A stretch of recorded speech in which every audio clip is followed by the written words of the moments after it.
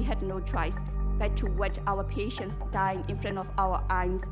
My colleague, who was a CDM nurse, was burned alive only because she was providing medical services to the internally displaced person when the military raided their village.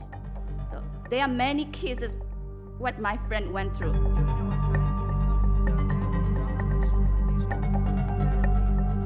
Refugees should have their own rights to choose when to go home.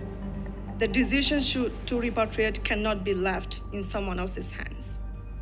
We, as a people of Myanmar, know our situation better than anyone else. We know that repatriation is not possible, safe, or sustainable as long as the people who still live in Myanmar are not safe there. We appreciate this opportunity to share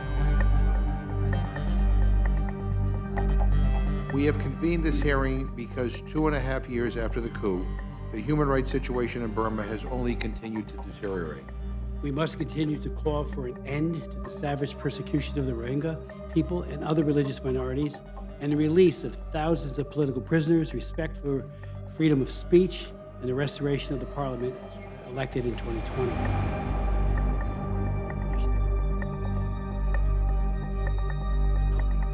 I visited Cox's Bazar in February of last year and heard firsthand from Rohingya refugees about their hopes for the future. Notwithstanding everything they have experienced, they still have faith that the international community will deliver justice. Pathways to justice happening before the various courts. The ICJ is the we are seeing victims and non-governmental organizations filing criminal complaints in national systems, including in Argentina and in Germany, against those deemed responsible. The case filed in Germany includes post-coup victims and survivors and members of other ethnic and religious groups, broadening the crimes that will be able to be considered by that court.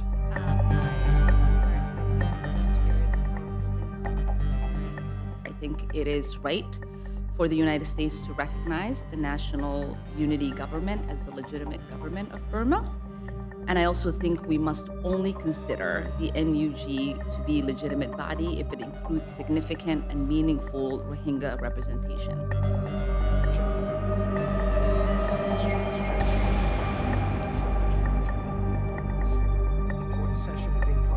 Now, the best way to address the escalating need for humanitarian aid is to stop what is driving the need for humanitarian aid, and that is the junta and its war on the people of Myanmar.